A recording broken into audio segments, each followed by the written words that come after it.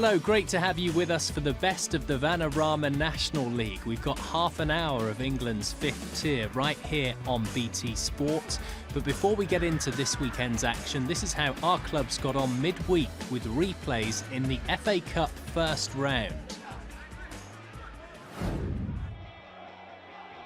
Fifth tier Barnet produced the result of the first round replays, toppling Bristol Rovers of League One. After falling behind in the 63rd minute, goals from Craig Robson and Byron Harrison secured a home tie in round two against Stockport of the National League North. Another National League team facing league opposition were Halifax, who hosted League Two Morecambe. Cameron King's fine individual strike in the 12th minute enough to settle the tie, setting up a second round clash with AFC Wimbledon, live on BT Sport. Slough Town hosted Sutton after their goalless draw in South London, and it was the visitors who took an early lead through Harry Buterman. But his strike was cancelled out by a free kick from James Dobson. Extra time failed to find a winner, and with the side still deadlocked after 8 penalties apiece, the National League South outfit finally overcame the team from the league above, as Dean Beckwith missed and George Wells didn't. Slough's reward for that victory is a home tie with League One Gillingham, who beat Hartlepool in a thriller at Victoria Park. Trailing 2-0 at half-time, goals from Max Amer and a 96th minute Tom Eaves penalty took the game into extra time.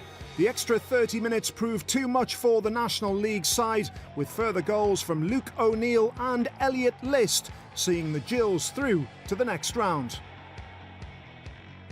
National League South title challengers Billericay Town were beaten by Martin Allen's Chesterfield, thanks to a hat-trick from Tom Denton, the giant Yorkshireman sealing just a second win for the National League side since August, both in the FA Cup.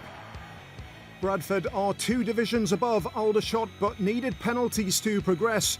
Goalless after 90 minutes, a George Fowler own goal gave the League One team the lead, but the away side battled back, with Luke Howell's strike taking the game to penalties. In the shootout, Bantams goalkeeper Richard O'Donnell made 2 excellent saves to eventually allow Jack Payne to convert the winner and seal a trip to Peterborough in the next round. High-flying Salford would have fancied their chances against managerless Shrewsbury at Moor Lane, but it was the League One team who eased through to the next round after goals from Fajiri Okanabiri and Greg Doherty had put the Shrews 2 up. The National League's top marksman Adam Rooney pegged one back before Okanabiri settled the contest with his second in the dying moments. 5 goals in the opening 36 minutes, including a first-half hat-trick from Alfie May, helped ensure Doncaster Rovers avoided an upset as they thrashed 6th-tier Chorley. May added a 4th near the end before John Marquis added number 7 to match the club's biggest ever cup victory.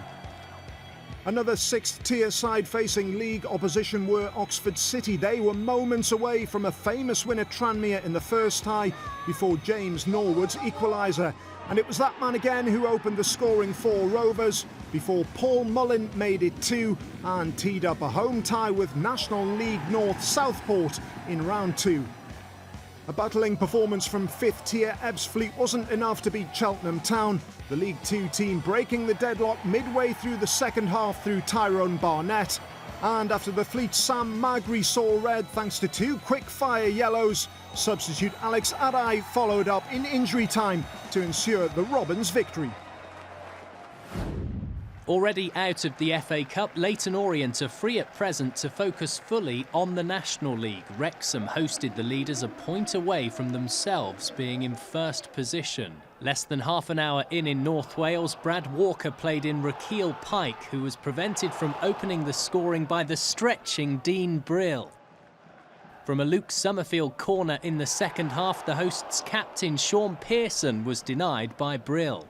With 4 minutes to go, Joby McAnuff started a move at the other end for Orient. It ended with their top scorer Macaulay Bonne firmly volleying in his 15th of the campaign, 1-0.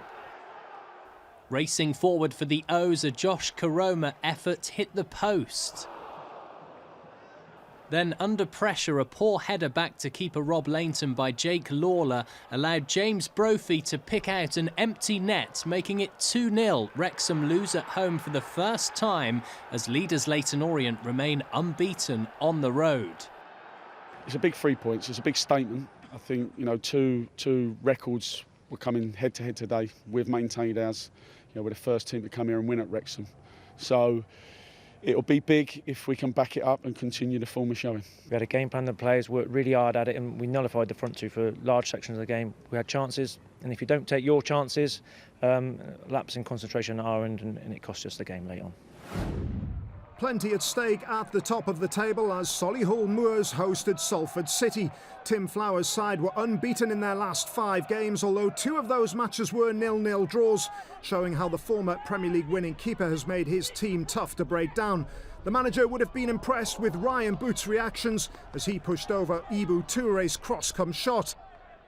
The home side thought they had taken the lead 10 minutes after the break when Adi Yusuf finished off a game of head tennis by poking past Chris Neal. Referee Joe Hull indicated he was prepared to give the goal, but after a quick consultation with his assistant, overruled himself and disallowed the strike. Having been denied by the assistant referee, the frame of the goal then conspired to keep the hosts off the scoresheet. Substitute Jermaine Hilton couldn't have come much closer. Graham Alexander's men had a great chance to win the match 7 minutes from time. Rory Gaffney gambled on a mistake and got his reward. The Irishman unselfishly picked out Lewis Maynard. He shot straight at Boot. That meant a third stalemate in 4 league matches for Solihull. I'm really pleased with the players, you know, after the exertions on Wednesday. You know, it's to have the quick turnaround between the games and then go again with virtually the same team. The physical output, the work ethic of the team was superb. Harrogate Town had lost only twice all season in the 5th tier and hosted bottom of the league Braintree Town at Wetherby Road for the first time. Hackenhay Retton's men had lost their previous 2 after a run of 3 victories in a row. Inside half an hour in Yorkshire, Justin Amalazor got the better of James Belshaw, making it 1-0 to the Iron. Amalazor then made a chance to double his and Braintree's tally, but this time Belshaw wasn't to be beaten. Harrogate were determined to go in at the break level. With a minute remaining, a Josh Falkingham through ball was collected by Jack Muldoon, who slotted past George Legg to score an 8th of the campaign. Past the hour mark after help from Muldoon, George Thompson went for goal on target for a 3rd of the season. So the visitors were now chasing the game. On loan from Nottingham Forest, Virgil Gomis shot wide from outside of the area. Into added time, Town sealed all 3 points following a classy 1-2 between Michael Woods and Mark Beck. Woods ensuring a 3-1 victory and only 2 losses in 21 matches. Harrogate move up a place to 4th. A couple of scary moments, as you'd expect at this level, because people throw bodies and the ball forward quickly. But it's 3-1 against a good team, and the manager's done really well since he took over here at Braintree. So we knew it was going to be a hard game. I thought the boys were outstanding, and I can't, I've just gone in there and told them, if you keep playing like that, we'll be okay. But we need to change the negatives into positives. We need to keep working hard. I've gone in there, been upbeat. I've got to talk it up, and they played really, really well. Fylde had suffered back-to-back defeats for the first time since February, coming into their match against Boreham Wood, who hadn't won in their last 5 in all competitions. Chances were limited in the first half, and it wasn't until the second that Jamal Fifield came closest to breaking the deadlock for Boreham Wood. He was kept out by Jay Lynch. Lynch was eventually beaten on 58 minutes when Gozi Ugwu latched onto Danny Woodard's deep cross. That was Ugwu's 4th goal since joining on loan from Chesterfield. Fylde fans hopefully know better than to leave before the game is finished, because their side staged a remarkable late comeback. The equaliser came from a fine flowing team goal, finished off in some style by Danny Rowe, who acknowledged the build-up play with his celebration. But they weren't done there. Perhaps a foul throw-in the build-up. The Coasters, though, played to the referee's whistle, and Serhat Tazdemir lashed in the winner just a minute after his side had levelled the game up. Dave Challoner's side back to winning ways and getting their promotion push back on track. We've deserved more than we've got in the last 2 games, so today is probably justification of what we've been on the receiving end on in the last 2 weeks. And to score and for the momentum shift and then us go and get another goal is obviously a good day for us and keeps us in amongst the pack and where we want to be. Promotion hopefuls Gateshead were without a victory in the league in 3 matches. Home side Barnet had lost their previous 2 at the Hive. After 20 minutes of play, John Still's men were under pressure. Greg Ollie out wide found Scott Bowden, who found the net to make it 1-0. Bowden's now on 7 for the campaign. The other side of the break, the visitors persisted in attack. Following a poor clearance by Barnet's Callum Reynolds, Luke Molyneux went for goal, denied by the bar. Minutes after their let-off at the back, it was the away team's turn to try and score in North London. Persistent Byron Harrison managed to keep the ball from the Heed backline. Eventually came a thumping equaliser courtesy of Jack Taylor, 1-1, and the first time Taylor's scored since August. Steve Watson's side went back in front via Luke Armstrong, who becomes joint top scorer on 7 with Bowden. With the clash into the last 10 minutes, the Heed weren't over the line. Goal scorer Taylor provided for Manny Duku, who headed against the woodwork. Then in added time, another opportunity for a second equaliser. Mohamed Betama was involved. And shooting at a tight angle, Dan Sparks fired wide. It's winter and we left the stadium at 7 o'clock this morning, 7 hours on the bus again, and the lads have dug in a performance that's, I've just got to hold my hat, put my hands up and say that they've done everything I could have possibly asked today. Maidenhead travelled to Sutton United on an awful run of form. 6 consecutive league defeats with 23 goals conceded indicated that the home side should walk this one. But they came up against a team with a newfound resilience. Aswad Thomas's cross was quality, but none of his teammates had anticipated the delivery. The Magpies had gone 4 games in League and Cup without scoring, suggesting their finishing needed some work too. Even from 6 yards out, Ryan Bird couldn't find the net. However, Alan Devonshire's side somehow managed to end their wretched run of form 5 minutes from time. Substitute Adrian Clifton heading in to complete a week best forgotten by Sutton. It's been a frustrating week. Although we drew the game against Slough, we got beaten on penalties. And then we're up against a side that's been really struggling. But they do seem to have the Indian sign over us. They came here and done a job on us, and we weren't good enough to break them down. And credit where credit's due, they deserve a 1-0 victory. Hampshire hosted Haventon Waterlooville and Maidstone United, 2 teams that were undefeated in 3. Hours before kick-off, Havant confirmed the loan signing of Jonah Ayunga from Dover Athletic, who have bought Alfie Pavey permanently. 10 minutes in against Maidstone, Ayunga was a part of the opener, scored by another Alfie, Rutherford, 1-0. With not long left before the break, Elliot Roman and Rory Williams clashed by the home dugout. It was decided that Roman was in the wrong by referee Simeon Lucas, who sent off the former Dagenham and Torquay attacker. The extra man was an immediate advantage for Lee Bradbury's side, as moments later their lead was doubled through Ayunga, a Kenya international. Soon after the restart, it was another loanee's turn to contribute. West Brom and the Championship would have been proud of Alex Bradley's belter, easily beating Grant Smith 3-0. Past the hour marker, no let-up from last season's National League South champions. Ayunga and Rutherford were a handful for the Stones' defence. Rutherford claimed his second, though the 4th goal clearly involved a touch by Ayunga. Harry Wheeler's visitors are back in action in midweek, hosting Eastleigh. At the end of a scrappy move under the Westley Park lights, Jack Paxman scored for the first time since August, now 4-1.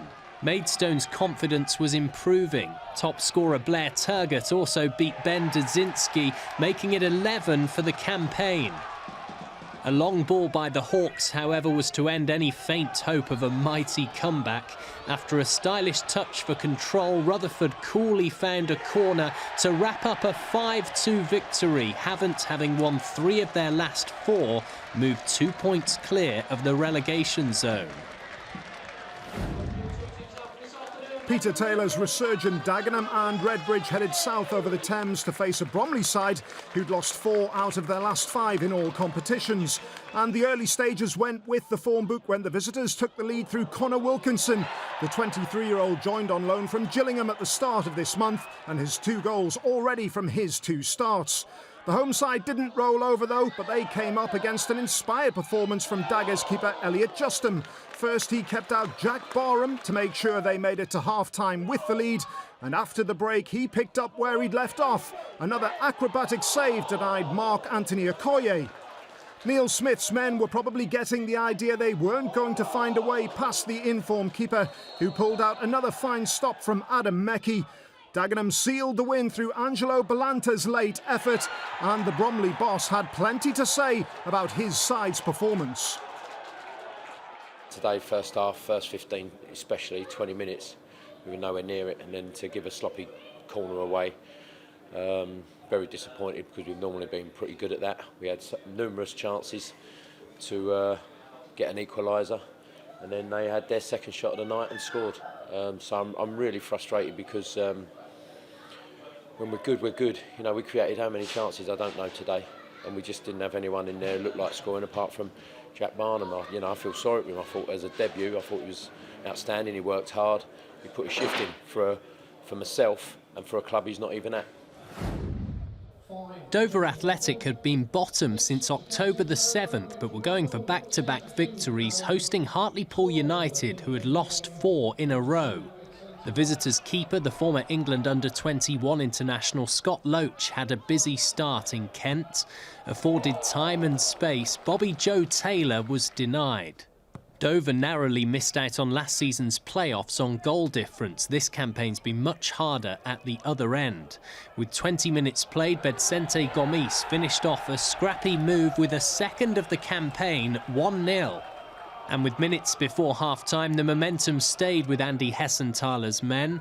Josh DeBayo created for Ini Effiong, who got the better of Loach to make it 3 goals in 6 matches. Close to the end at Crabble came a fine solo goal, but all that Josh Hawkes could do was reduce the deficit as Athletic win again to finally move off the bottom. Ebbsfleet United were hoping to put the disappointment of being knocked out of the FA Cup midweek behind them, as they welcomed a Halifax Town side who had made it into the second round. The hosts hadn't scored in more than 5.5 hours of football in League and Cup, so the Shaman's keeper Sam Johnson might have been expecting an easy day. His defence made it too easy for Michael Cheek to break the deadlock. That was the first goal Johnson had conceded in more than 5 hours. He was picking the ball out of his net again before the break, motionless for Chris Bush's free kick. Even when the visiting keeper was making saves, his defence were letting him down. Matt Brown lunging in on Cheek. Top goal scorer Danny Kedwell drilled his spot kick straight down the middle to make it 3-0. Johnson's misery was complete when Cheek nodded in unmarked in the 90th minute. Ebbsfleet now on a 5-game unbeaten run in the league, and the team that had only scored once in their previous 4 matches ran out 4-0 winners. All credit to the players, the playing squad since we've come here. Over the 2-week period, they've been very professional. Their attitude and application in respect to training and around the place have been very, very upbeat. And I'm pleased to say, as I say, it's always nice to win. Clean sheet at one end, well done to the defenders, and at the end of the day, 4 goals. So it's a big boost for the playing squad, and as I say, it's given us a platform from the Boreham Wood game, where we've got a clean sheet, where we should have won at Boreham Wood really on the chances in the first 30 minutes. But, you know, it's been a very good progression over 2 weeks, even though it's early days. Playing at Eastleigh, Chesterfield were undefeated in 11 in all competitions, but hadn't won in 17 matches in the National League.